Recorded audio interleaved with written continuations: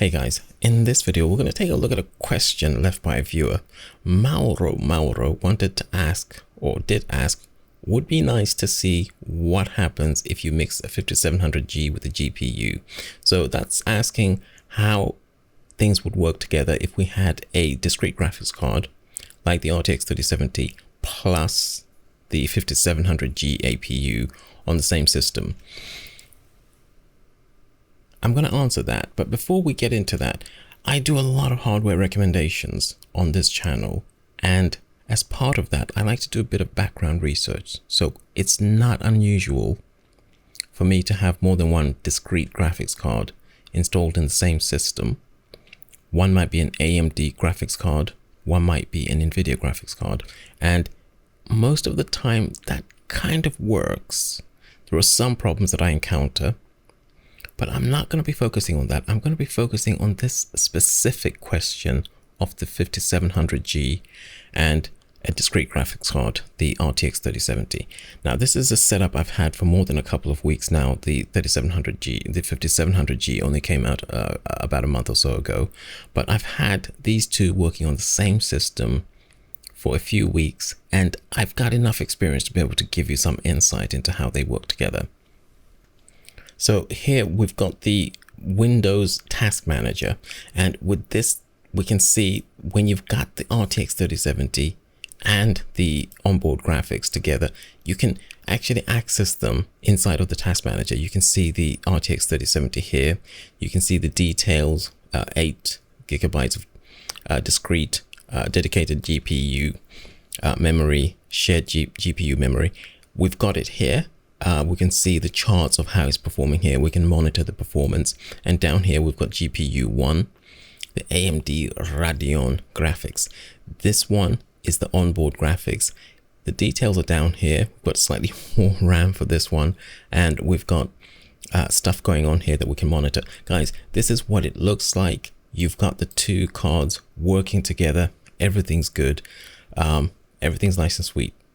Thanks very much for watching. That's going to be it for this video. Okay, I'm just kidding. This is basically a monitoring that you can use, monitoring system that you can use to see how the graphics cards are performing. One of my viewers actually left a comment saying that a few years ago they set up a system whereby they had two graphics cards. One was an onboard graphics like the one onboard graphics like the ones here.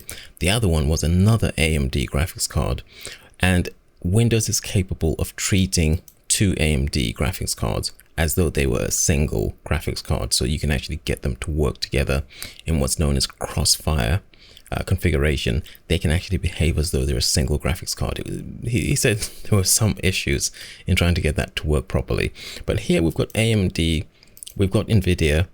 Those are two completely different companies, competitors, and there may well be problems somewhere down the line, and I think this is what the questioner wanted to know.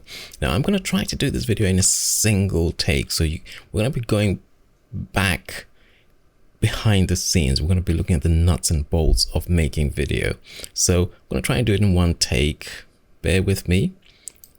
This is OBS. This is software that I use for recording the screen, and this software is open source.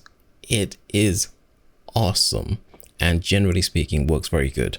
Works really well.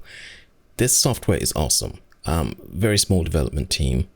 They get a lot of support from outside. A lot of people use their software, but I don't think necessarily they have got enough experience of people running multiple GPUs to be able to get the software to work really well when you've got this kind of setup here. And I have found some instability in OBS. That's important because I use the software a lot, but I cannot pin down that instability to having two graphics drivers. Now, talking of graphics drivers, very briefly, when you install your RTX 3070, you are going to download the Nvidia graphics drivers. You're going to install them in order to get it to work properly. Same when you bring in the onboard graphics, you've got to get everything working together. You got to get the AMD to work with Windows. You need a driver. You can install one of a couple of drivers from AMD. One is called, I think, the WHQL driver. The other one is called Adrenaline. I'm using Adrenaline and I'm using the Nvidia Studio driver. That might be an important one for you guys to take account of in case you have a different preference for the drivers that you use. You may have a different experience to the one that I'm having here.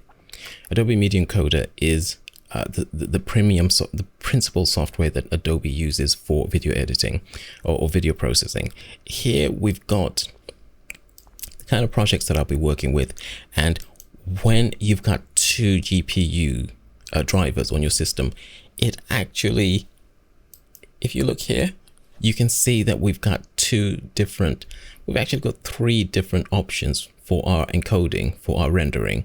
We've got the Nvidia one, which I would probably use most of the time because the RTX 3070 is much faster than the onboard graphics. We also have OpenCL, that's the hardware acceleration for AMD. And we also have software, which basically means the CPU alone.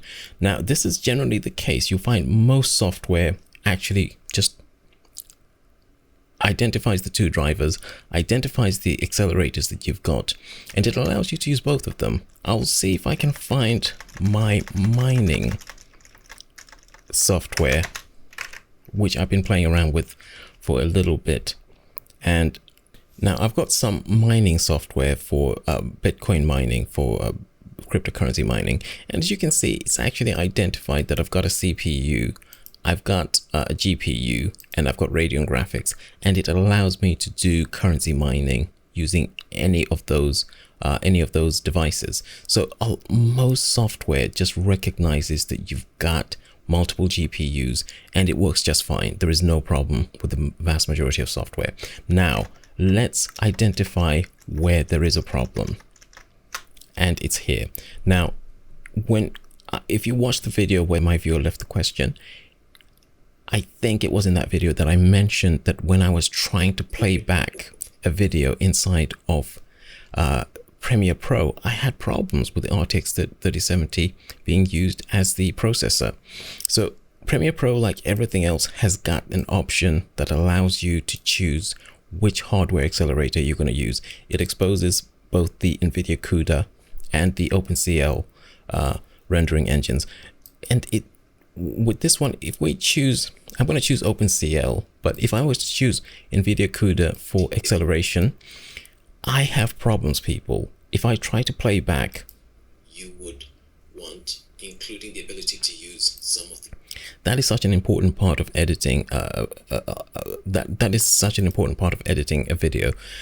When I'm using this software with the RTX 3070 as my accelerator, it does not work properly. It does not play back smoothly. I expect to hear something like this. Gen 4 drive, which is limited to PCIe, and instead I hear something like this. It just doesn't work. And as soon as I began to notice this, I realized that it was probably some kind of driver clashing going on with the RTX 3070 and the onboard graphics. So this was the one piece of software where I've had problems. And you can go in, as I've shown, and change the option for which hardware acceleration you're using. That is not enough. That doesn't solve the problem with Premiere Pro. The problem was severe enough that initially I was going out of Windows. I was disconnecting the RTX 3070 and using the onboard graphics, and those work just fine with Premiere Pro. However, I really wanted the option to use both of them. So I did quite a bit of research, and I found that I really couldn't find any cure. One possible way of curing this, let me see if I can actually do it here. We can choose Device Manager. We can hit the Windows key on the keyboard, choose Device Manager, and instead of shutting down my system and disconnecting the graphics driver, disconnecting the graphics card, I can come here and disable the device, and that will switch off the graphics driver for the Nvidia RTX 3070. That will allow me to edit inside of Premiere Pro without any problems. And in that situation, yes, I would be using the much weaker AMD graphics, but at least the playback is nice and smooth. Now, as soon as I noticed that particular problem with the RTX 3070, here, I realized almost immediately it had something to do with the graphics drivers. So that's why I began to look for a solution in that direction. I'm beginning to do the same with OBS as well. There is no solution I've actually found so far, which is kind of problematic.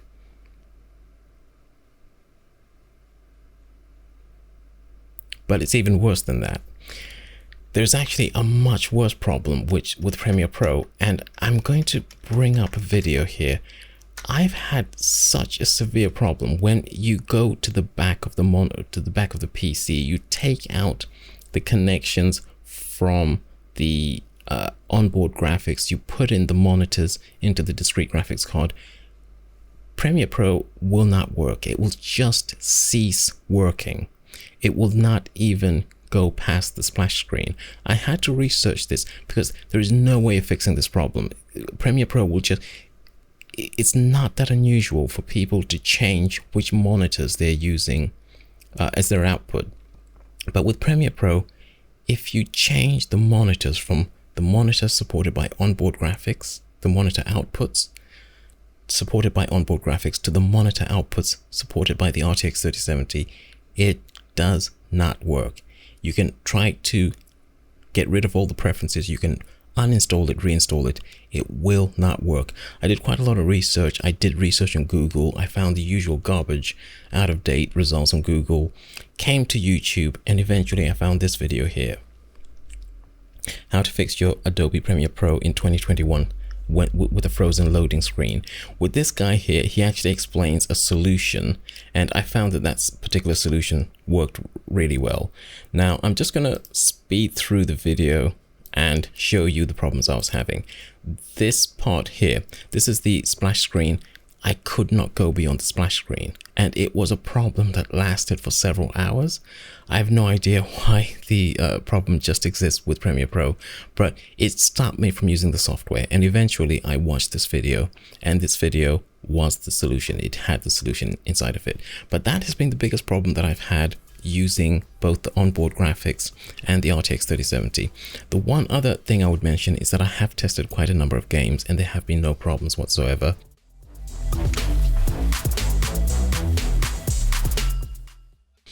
Fortnite works very well. I've tested a bunch of other games. Those work just fine. The gaming situation is generally speaking going to be one where the game will determine it's going to use the RTX 3070, and it's not even going to expose the option to use the onboard graphics. But that's the only real difference between the gaming software and the professional software. Guys, that has been a much longer video than I thought it would be, discussing some of the problems with onboard graphics, and literally just limited to Premiere Pro, no other real problems. If you're going to try out this solution where you've got two sets of graphics cards, I would say go for it. I would say, in my own experience, both working with discrete graphics cards from both AMD and Nvidia, and also this kind of situation where you have onboard graphics and a discrete graphics card, I would say go for it. I mean, you can encounter problems, but ultimately I think the problems tend to be not too bad.